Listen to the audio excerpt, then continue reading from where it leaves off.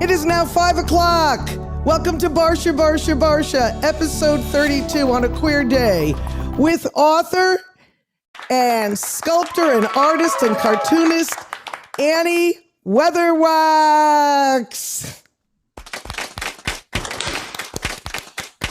Yay! Hi, Deborah.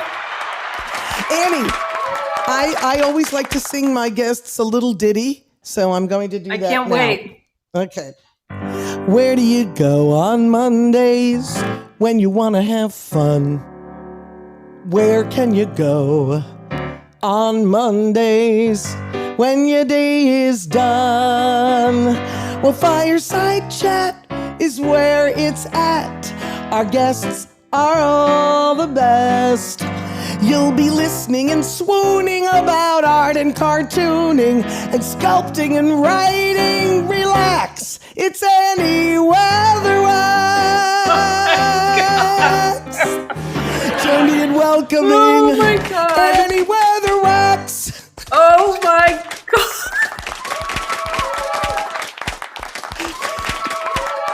That was unbelievable. Yes, I tailor make it to all my guests. I know.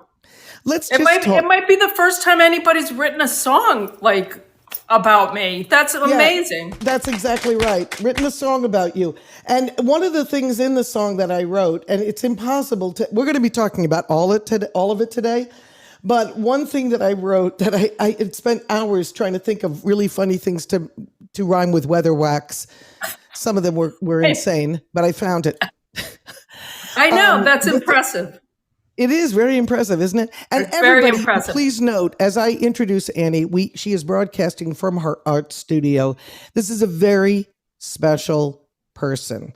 This is a person that has, well, let me give you her accolades first, and then I'm going to go step by step, not necessarily in order, but I do want to tell people what you are. Okay, Annie Weatherwax begins her career in sculpting cartoons and superheroes for DC Comics, Nickelodeon, Mattel, a little bit for Hasbro, but a lot of these figures, which you'll be seeing. And this is the quote that I love that Annie herself puts out. Driven by her desire to understand her dyslexia, Annie has written extensively on the relationship between language and visual literacy. Now, how you started and actually jumped to where you ended up, because it's miraculously inspiring. Okay, so my first question is, when did you first learn that you were dyslexic? When, earlier, oh, wait a minute. Actually, I got tested when I was 35. Okay, don't even move. I want to show people, I found something dug up in Annie's past because I do a lot of research. And one of the things I found was that Annie was the recipient in 2017. You're the 23rd recipient of the Hamilton Life Achievement Award. Can you explain what the Hamilton Life Achievement Award is? It's an award given by the Hamilton School, which is in Providence, Rhode Island. It's a school for dyslexic kids. And They give it annually to individuals with dyslexia who have taken their learning differences and done great things with it. And that's basically what it is. And that is what we are going to show you, these sixth graders that interviewed Annie. Just listen to this first question by these sixth graders. This is Wheeler School Broadcasting. My name is Adam Ramondi. I graduated from Hamilton last year, where I won the Hamilton Award, and today I am happy to be here with two sixth grade Hamilton students, Anna Alford and Alyssa Roop. We're very excited to have with us today the 2017 recipient of the Hamilton Lifetime Achievement Award, Annie Weatherwax. Miss Weatherwax is an accomplished artist, sculptor, and author, and we are honored to have her here with us today. Hi, I'm Anna. I have the first question for you today. What types of challenges did you face in school because of your dyslexia? I would say the greatest challenge I've faced was combating my own shame around it, and also hiding it. which I tried to do a lot.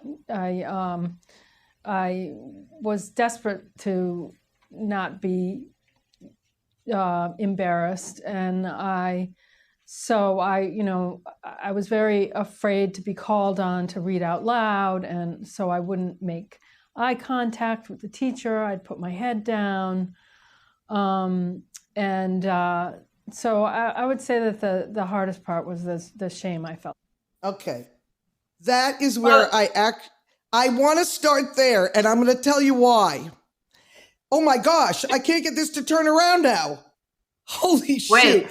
Wait, what I'm going to have to do is actually, as I'm sitting here like this, I'm going to actually have to put you in the audience for 1 second because I don't know how to actually turn this around. I'll be right back. Okay, now I'm back, and I'm going to put Annie back up on the stage. I'll invite her to video. And the reason I wanted to show that, first of all, is because these kids, they're like, in sixth grade, and and how is this possible that these kids were, and by the way, this video goes on for a long time, asking these really, really intelligent questions. So Annie, did you get invited to the video again? I think you just bumped me out. Try it again. Okay, I created a technical problem, didn't I? Okay, so now you're on stage, but I'm trying to invite you to video again. There we go. So you come back to the Hamiltons. There's sixth graders asking you about this. And by the way, I have to plead my ignorance. I did not know that people don't say learning disabilities anymore. They say learning differences. Differences, yeah. So I don't even like the word dyslexic. I don't even know like what that, it's like this big giant umbrella word. I think it's just a difference. Learning differences. I'm schooled. I'm educated now. I will never say learning disability again, ever in my life. Now, let me ask you. So you go to this place, you're sitting in school, you're not really understanding the teacher. How does it manifest? You don't want to, like, where's the shame coming from? Oh, okay. So, yeah, I realized that there was something that was very necessary that I couldn't do. I just didn't have the ability to. I like to compare it to some kids are not athletic. No matter how much they practice, they're never going to be that good. Right. And I felt that way about reading, and I'm still, I'm so much better because, now I've had many, many years of trying to practice and do it because you have to do it to get by, So I'm so much better than I've ever been, but yeah, early on I figured out that there was a link between intelligence and reading skills, and I was just mortified by that. I just thought, I scrambled to try to hide it constantly. Yeah, and I developed all these I don't even want to call them coping mechanisms because they're not coping mechanisms. They're other forms of intelligence. Yes. Like right? on your web. Coping yes. sounds like you have a problem and you're coping with it. Exactly. And right? The misinformation that you have to be a great reader to be a writer is what I find interesting that you talk about. You don't have to be a great reader to be a writer. When did you figure this out? I mean, how did you, so you got tested at 35, but you were experiencing these dyslexic, I know you don't like the word, but I don't know what word to use. You said you used to avoid the teacher's gaze. Yeah. Right? Or I would I'd pretend to have a cough or something in my eye. Reading out loud was terrifying, and it still terrifies me.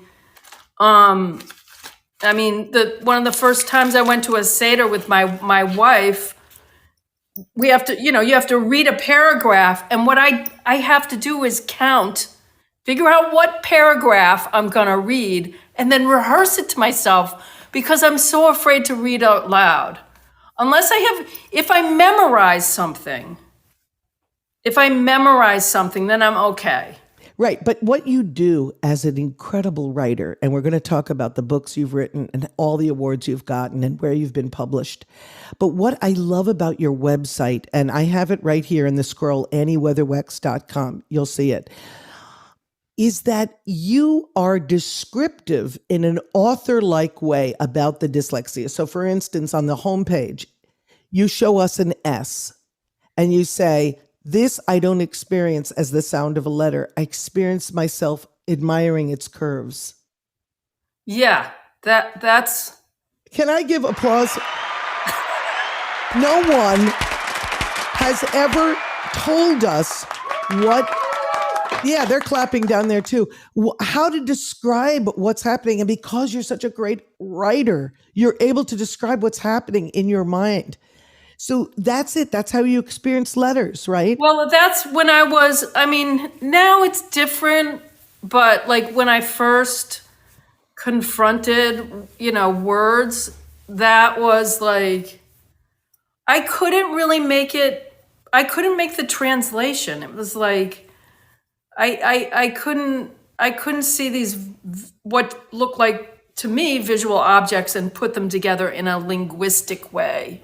So in a sense, even though it's kind of like Helen Keller, believe it or not, if you think about it really, because she didn't understand water was water. She just knew that if you spelled these, and all of a sudden, yeah. That's what I mean by that. So you made a connection. You said, oh, what these people as a sound, I just am admiring the look of the letter. Right. Yes. Yeah. I see. This is where I love it. Also, and I'm going to show them this on your page and when we go back to it, because I don't want to create technical difficulties, but you say, I don't experience reading this way, going down and across the same way. But on your website, which you designed, you actually show us what it looks like to you. Well, that back and forth, like that your eyes have to do, it just, I don't know. I'm not sure I don't think that comes naturally to any of us, actually. Well, music, music reading is weird too, because I got to translate. Yeah, whoever's clapping, no, it's Charlotte is just clapping about that. People are relating. When I translate my right hand over here and my left on the staff, and yes, exactly.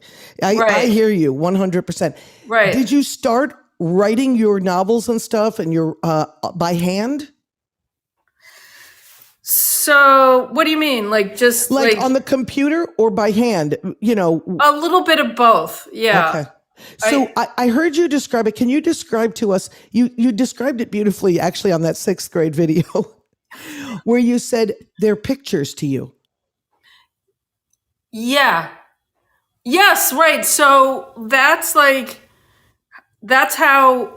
I wrote like my novel. It's like one picture at a time. It's, that old saying, a picture is worth 1,000 words. Yes. That's how I experience pictures. Like if I have like a really clear, if I visualize a scene or a person or like,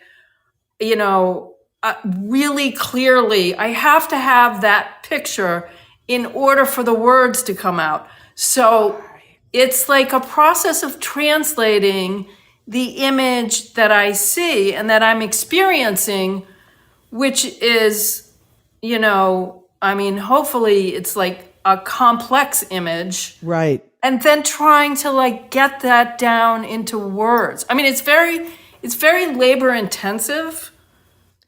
I should have, anyway, but it works. It's labor intensive, but it works.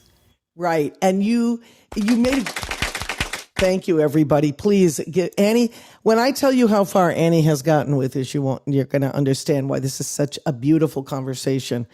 So, I have experienced your art studio. I have experienced your art from the days of your sculpting. And there's Martha Barsha down there, who also has experienced your art from down there. That's my mother. And when I witnessed you sculpting, I first of all never realized that really that wasn't your ultimate goal. That is as an artist, you graduated from RISD, correct? Yep. That's Rhode Island School of Design for people that don't know. And then you started sculpting superheroes. So tell us what that was like. And as you're talking about it, I think I'm going to show it on your website. Okay. Oh, okay. So here we go. Go ahead. Tell us how you started it. And Okay. I started sculpting superheroes. Well, okay, so I graduated from RISD with a degree in sculpture. So I immediately became a bartender.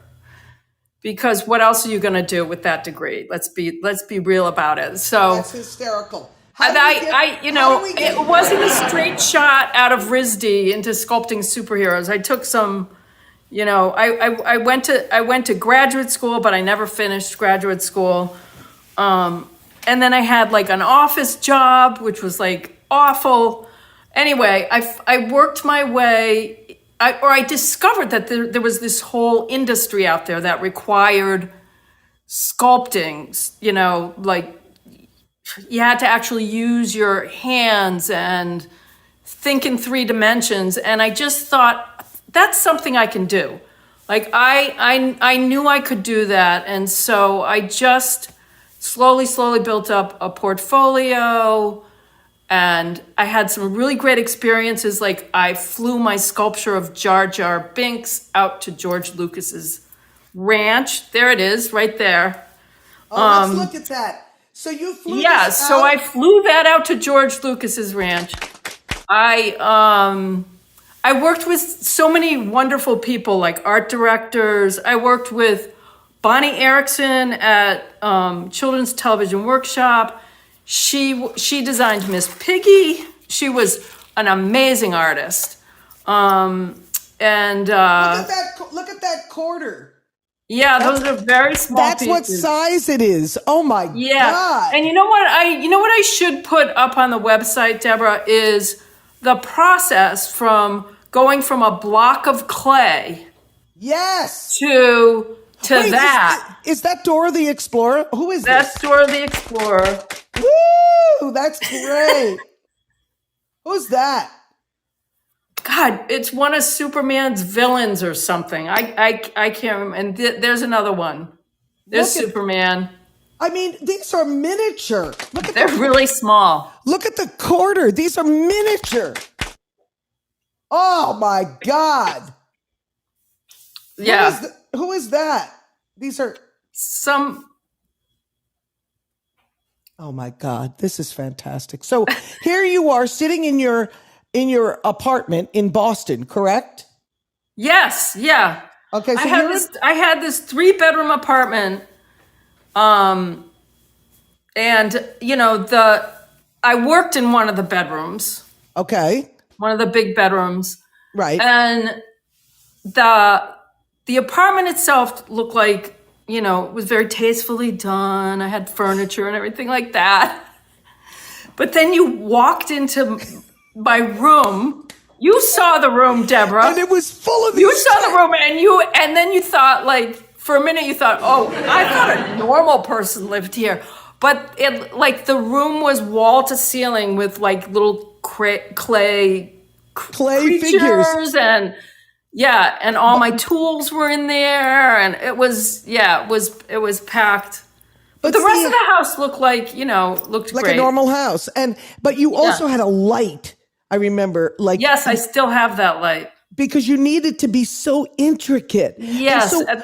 Can you describe what they would do? They would send you like a 2-dimensional thing and say, "Can you make this 3-dimensional?" Yeah. So they would send me a sketch, and sometimes it was a sketch on a napkin.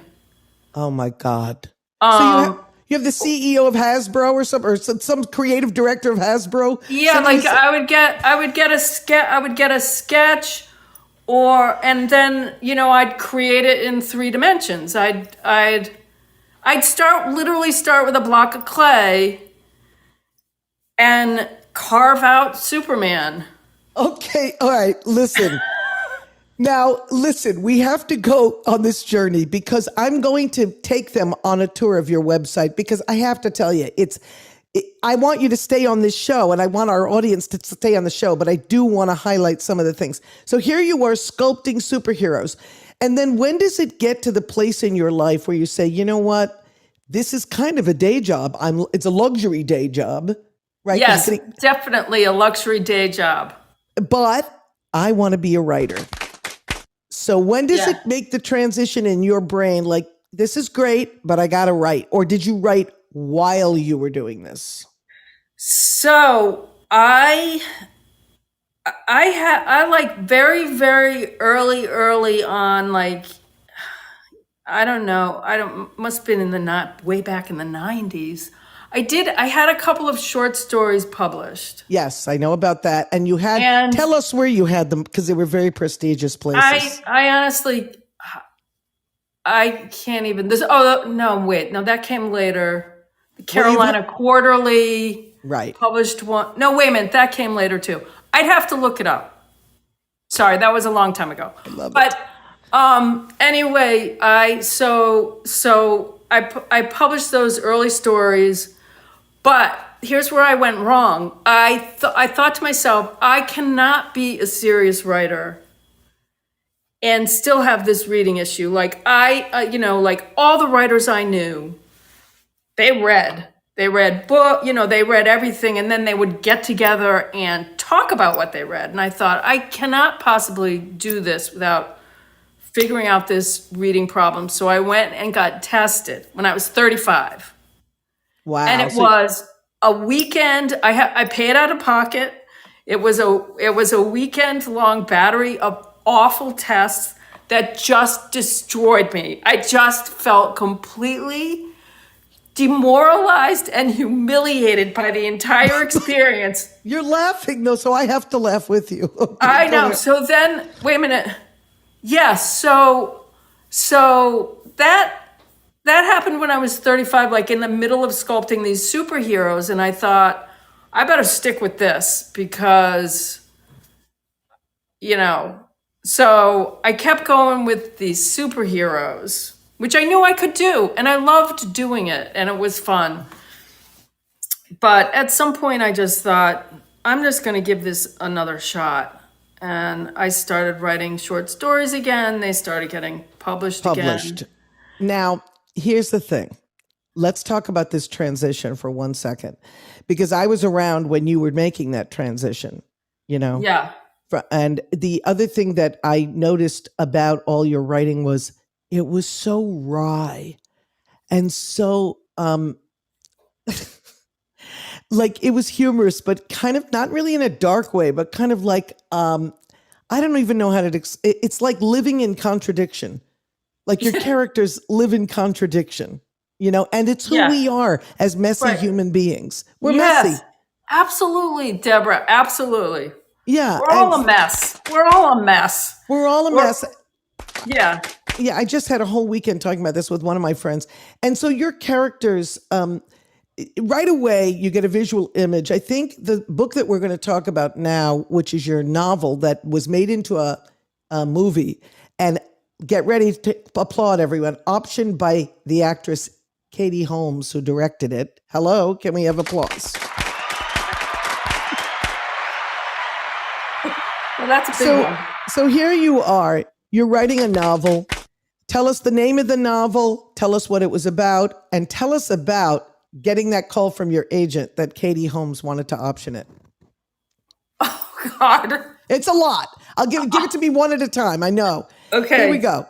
Tell us about the novel, All We Had. All We Had.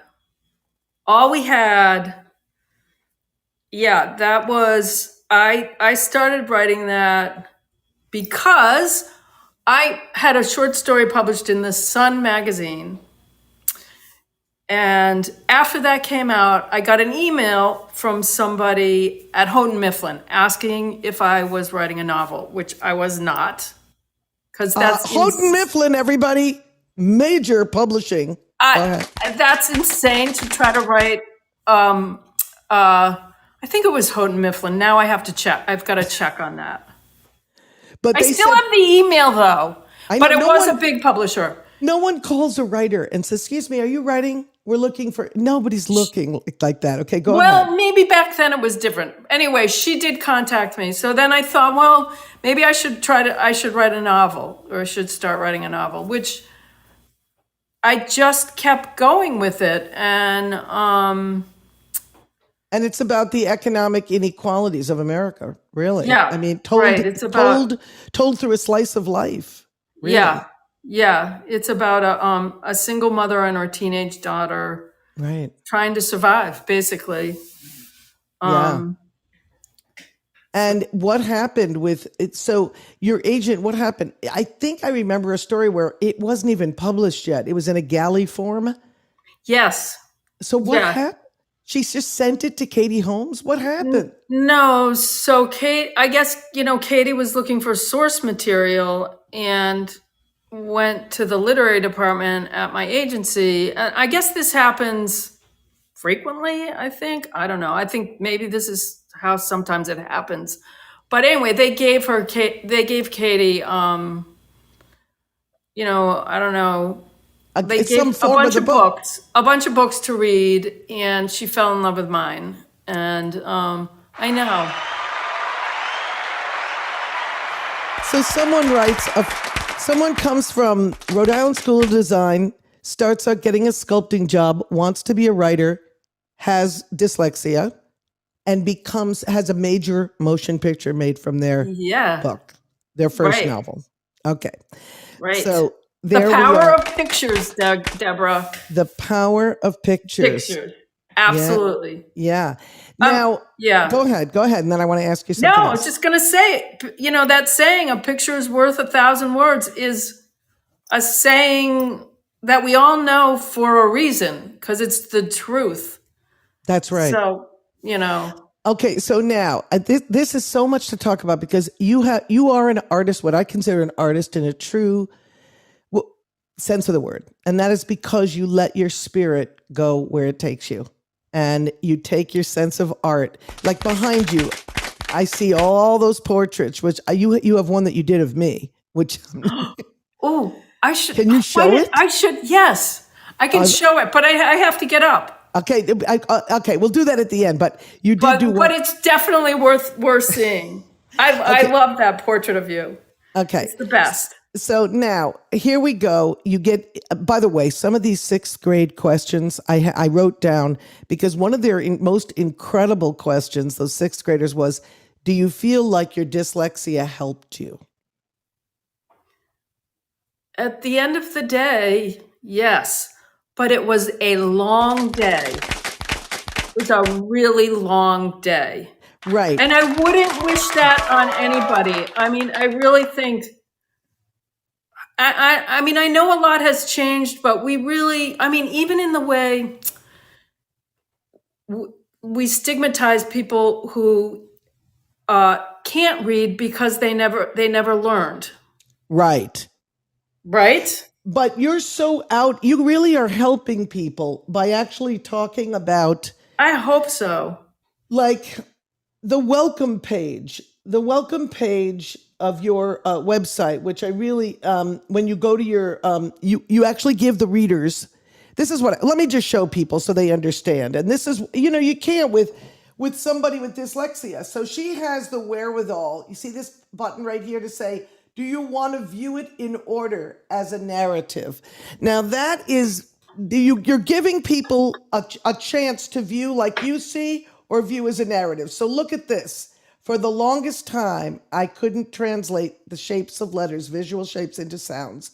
When I saw an S, all my brain knew how to do was admire its curves. Then you go to the next one. Look at this. The back and forth eye movement of reading that reading requires has always felt unnatural to me. But she's doing it in front of our eyes. So that is what I'm trying to tell you.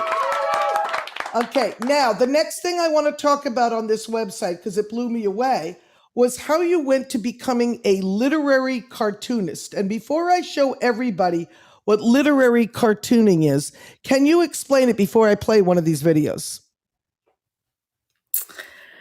Yeah, a literary cartoon, I would say, is Should I just show one? God. Yeah, I don't know. That's a good question, Deborah. I've gotta think about an answer. So Yeah, this just show one. This is Charlotte, the Happy Nun. This is amazing.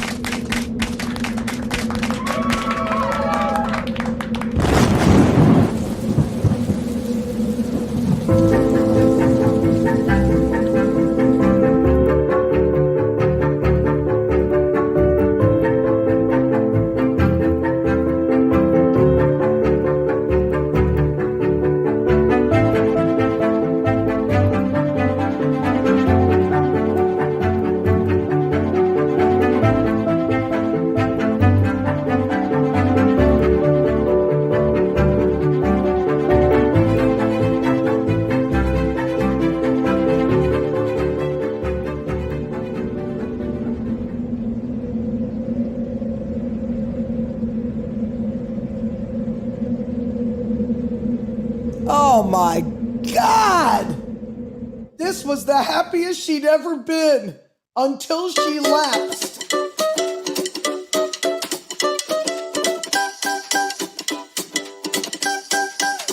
She couldn't wait to get out of her habit.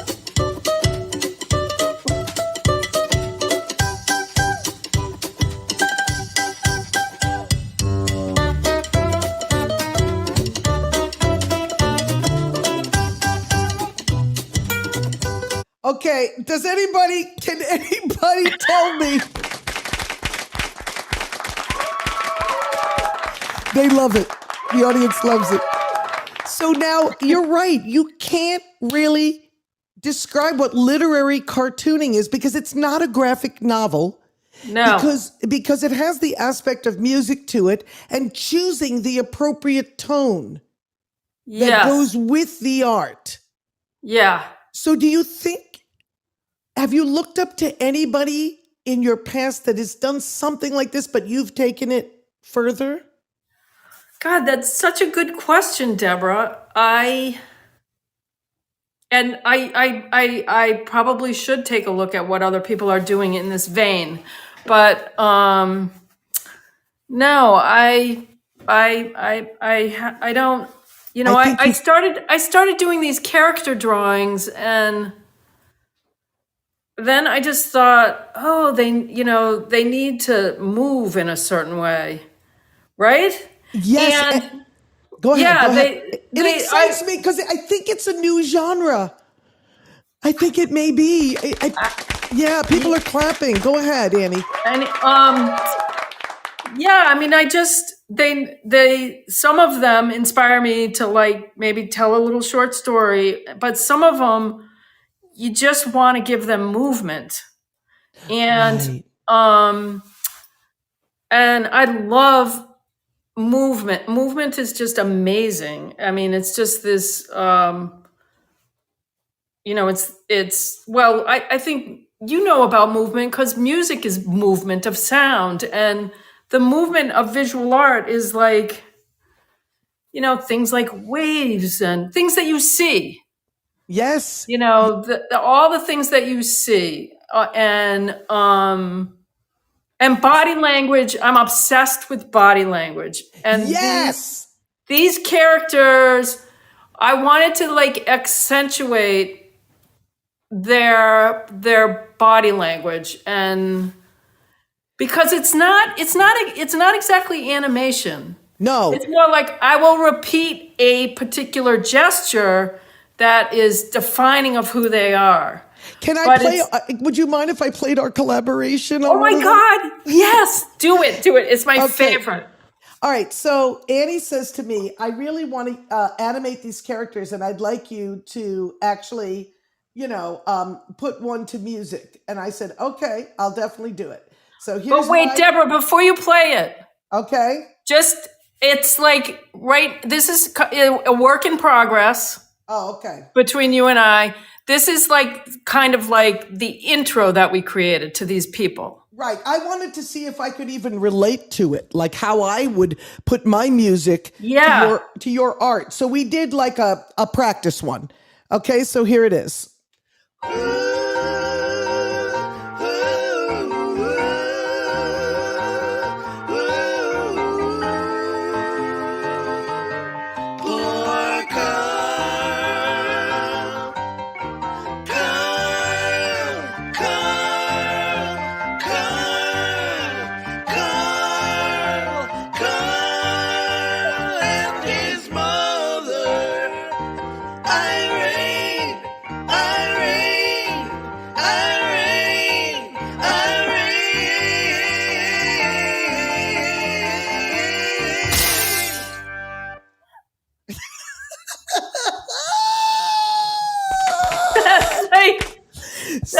I feel like, Deborah, that's the favorite thing I have ever done in my whole life. It's like how long is it? 30 seconds long? It's 30 seconds. I know. I love it. I love the way the whole thing works. So we are going to actually collaborate together because I do love this idea of the relationship between visual art and the written word.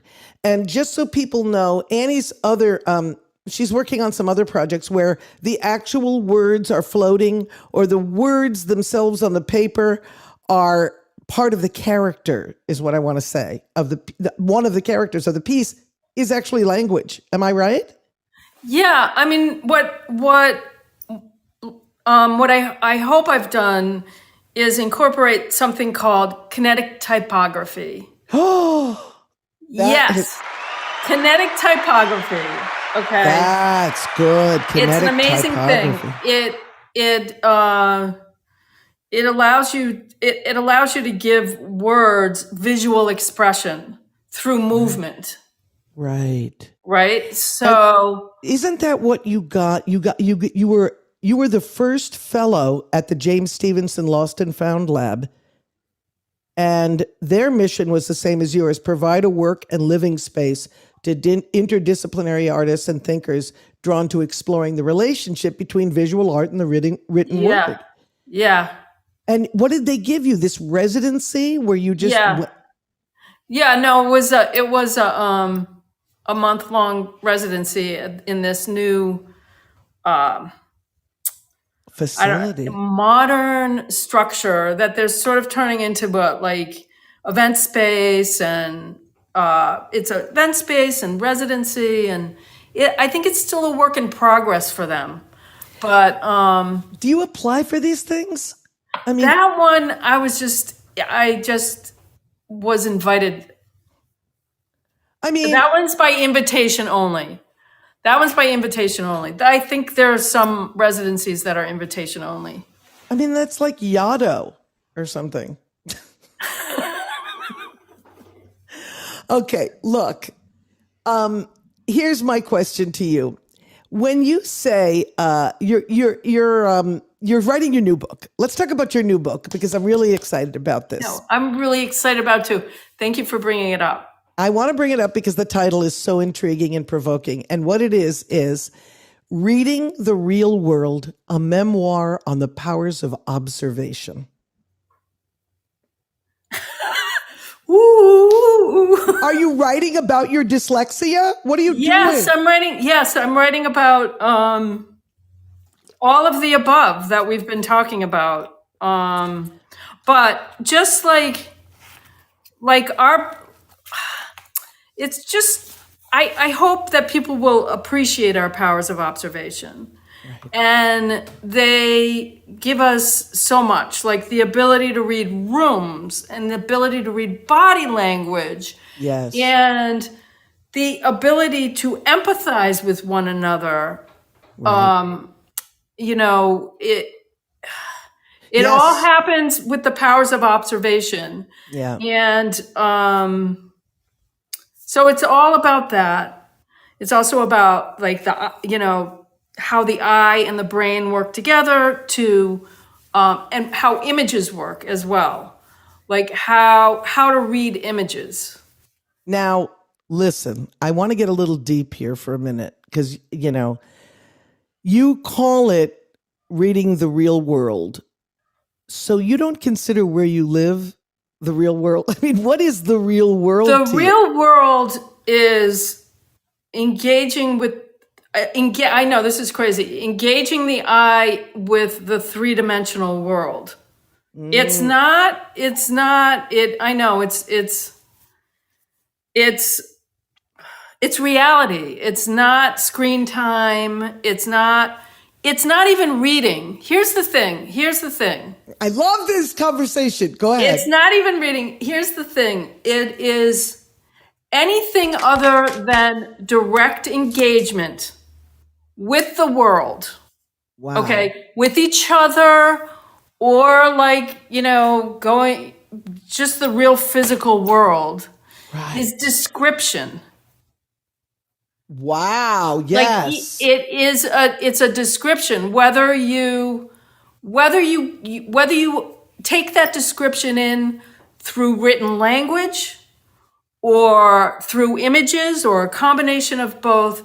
Right. It is a description. It is not reality.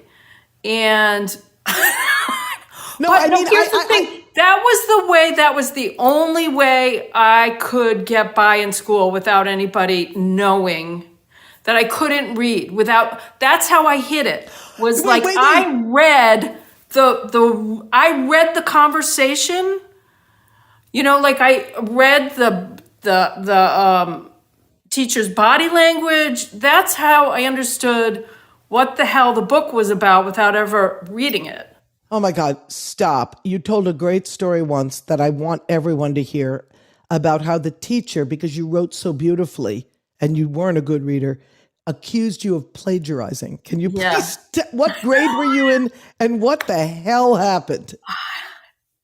Yeah, so this was like in 5th grade. Plagiarism. Can you imagine a teacher saying, accusing a 5th grader of plagiarism? Okay, go ahead. I know. She accused me of plagiarizing. We got this assignment, right? Like out of the blue, it's like, we want you to write write a descriptive paragraph about something you love. And so for me, when I heard the word descriptive, I thought pictures. Who wouldn't? Right? Yeah. Pictures. So I just really focused hard on picturing the creek behind my house. Yep. Which I spent every last minute just hanging out by the creek. And as I did that, the words started to kind of like something in my head got lubricated by like the images. Again, a picture is worth 1,000 words. There we go. Right? And I wrote this thing and I was like, whoa, this was, I thought it was pretty good. And then passed it in, and the teacher kept me after class and asked what book I had copied it from. Oh. Yeah. So 5th grade, you were accused of plagiarism. Yes. And yeah. If that teacher ever sees this broadcast on any level, I really hope. Honestly, I don't blame them. I mean, this is just, they're a product of the whole system as well. Right. So, and they, that means every school, since you got tested at 35, that means every single school, your elementary, your middle, your high school, and your college, know what you hid the dyslexia. You hid the learning difference. Yes. And yeah. Wow. That got easier to do after we stopped reading out loud. Like when kids started to read to themselves, I was like, oh, thank God. Like they're not going to call on you to read anymore. To read out loud. Why they do that? I don't know. Okay. Like it's just like, so, I mean, maybe they stopped, but. No, they did not stop, because I read to the class because I loved reading. It was a nightmare. They had work to do. So they'd say, Debbie's going to read to the class now. You were supposed to, you're the teacher. What? That's so funny. But, no, you know what? Because you were probably always who you are today, which is this warm, wonderful, beautiful person. And you tell a great story. You tell a great story. That's very sweet. Okay, so here's what's going on. So you start this. Thank you, by the way. I will take that in. Thank you. So now you have you told me that you're not going to have a sequel to All We Had, and you're going ahead with this novel, this kind of memoir about reading the real world, which is an amazing thing anyway. And who knows, that could be made into a movie too. I'm not saying. I'm just saying it's a great topic. That's all I'm saying. Can we talk quickly, because, yes, thank you, Charlotte, about your queerness in all of this? So you felt alone in the world because of your learning difference. Did you also feel that with your coming out process? Or was Absolutely. You did. So it is yeah. really, that's what I wanted to ask, if it's related. So how is that related? That's interesting. I think it was like, for me anyway, it was further evidence that there was something wrong with me. Wow. Yeah. I get it. Yeah. So were you extroverted or introverted, would you say? Man, I don't, I guess these normal terms don't really apply to you, which is why I love you as an artist so much. You probably vacillated between the two. I think so. Yeah. I mean, I love people. I love being around people. But then I need a lot of rest in between interacting with people. Right. I mean, I think probably a lot of people are like that. Right. But if I'm with somebody, I try to give like the whole of myself, and that's tiring. It's tiring for me anyway. Yeah, So, I do it too. It's like, I imagine. Yeah. We're probably cut from the same cloth that way. So, okay. So that's part of, I tried to get everything into the, into the opening number. I said art, cartooning, sculpting, writing. And I have a friend who's coming up on stage who wants to ask you a question. Charlotte, this is Charlotte. Go ahead, Charlotte. We usually do Q&A for the last 15 minutes. Go ahead.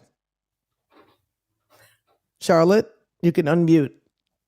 There's a little microphone at the very bottom. Hey, thank you, and I hope you can hear me. Can you hear me? Yes. Can you hear me? Yeah. Yep. Can you hear me? We hear you. Can Yes, you hear me we now? hear you. Okay. Well, we're having our roof done today, so I had to go to the bathroom to do this because I can't hear in the rest of the house. But can you hear me now? Yes. Okay, so I just wanted to say, Annie, thank you so much, and I love that you named your nun Charlotte. Thank you for that.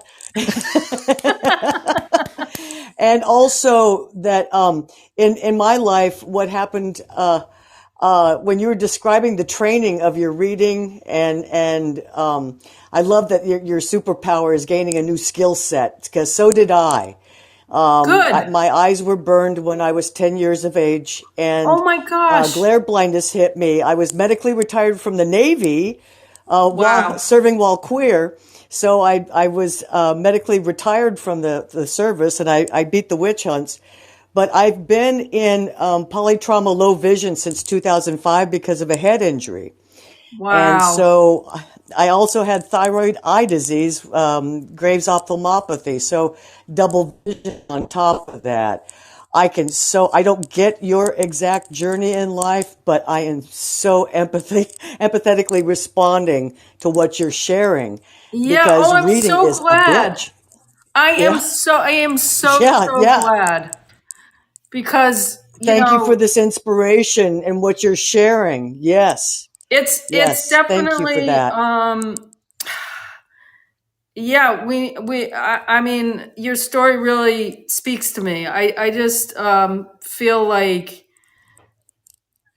we're also we're so complex, and we have so many abilities that, to be able to like mix and match them to fit who you are is a great thing. And yeah, definitely there's a great book. It's called The Gift of Dyslexia, and I read that. But I feel like with any of these, if you work hard enough, or you really don't let it get you down so much, you can find a new way that's very gratifying. Does that make sense? Did that make any sense? Yes. Yes, it does. Okay, And good. as a matter of fact, I had quite a few falls and I had some injuries from that. So I blessed with this polytrauma low vision clinic because it's through the VA. Thank you for your tax dollars, by the way.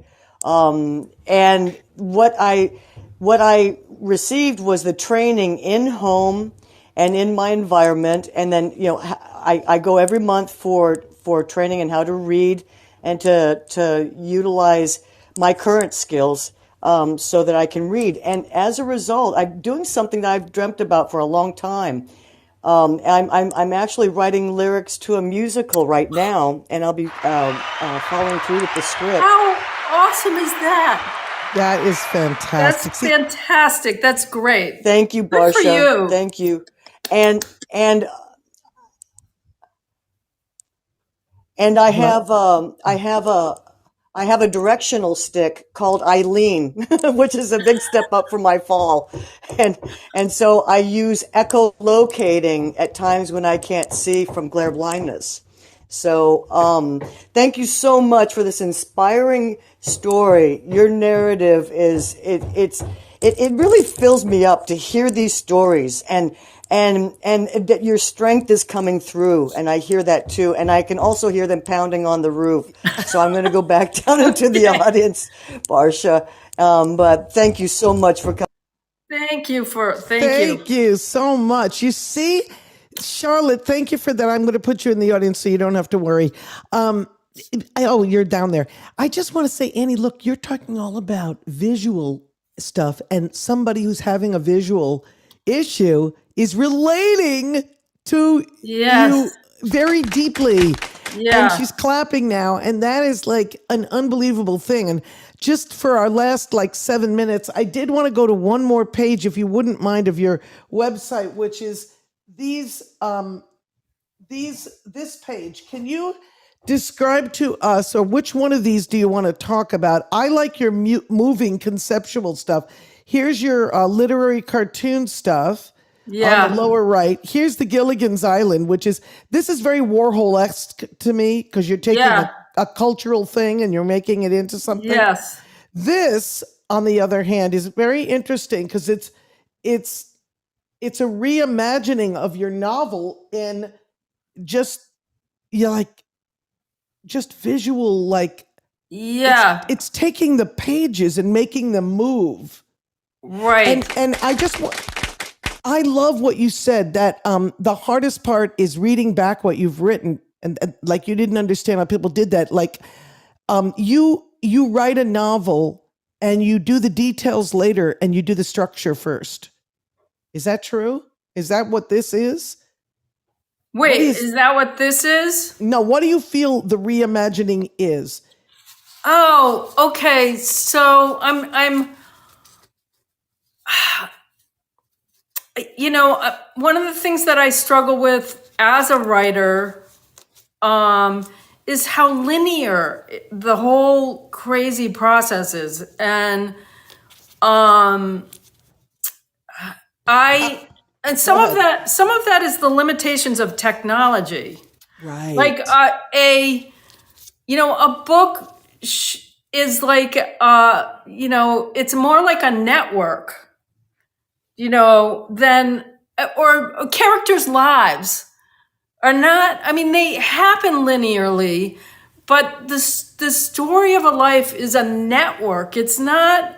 So that was it's like a spider's web. It's a web, but it's a web. But so that particular project I was kind of trying to convert this novel that I wrote into something that is more like a network or like a planet type thing. I love it. A it. network of planets. I love it.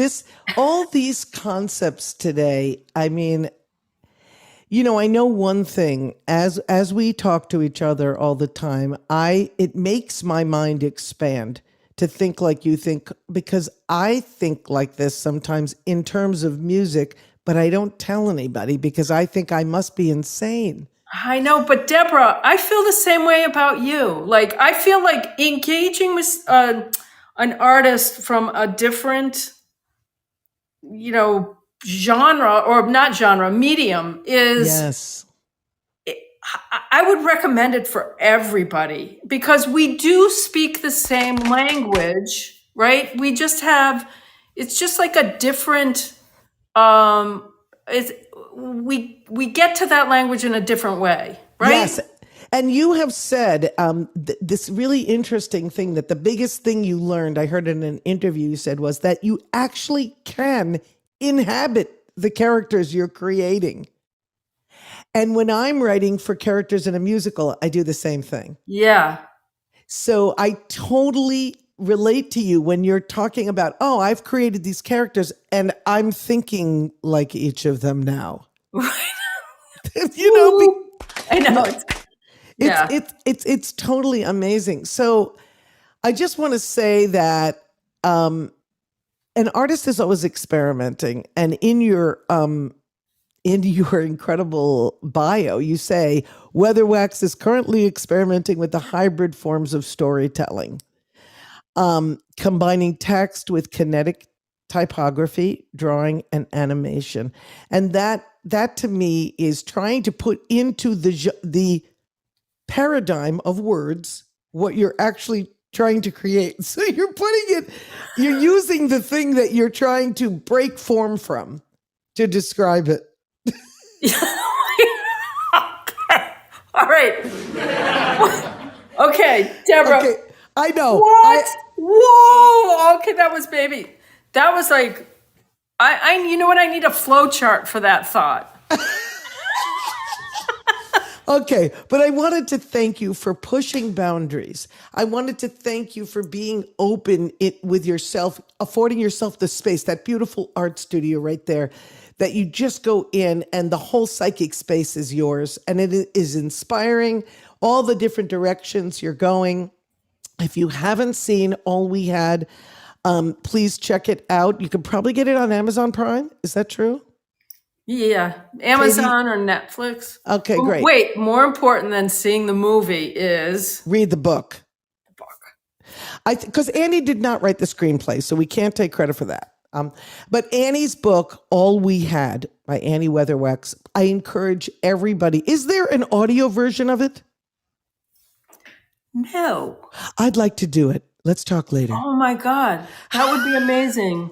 Okay, so anyway, please, this has been, I love this talk because it is out of my quote unquote genre, but it's with the most artistic person that I can imagine having this conversation with. And I want to thank you. Deborah, thank you. Really, you're the best. You're the best. This has been so much fun.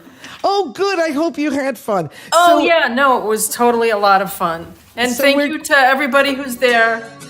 Yes. Thank you, everybody in our audience, for episode 32 on a queer day with Annie Weatherwax. And we'll see you back here actually in a couple weeks because it's Halloween next week and I'm not going to be here. So thank you, Annie Weatherwax.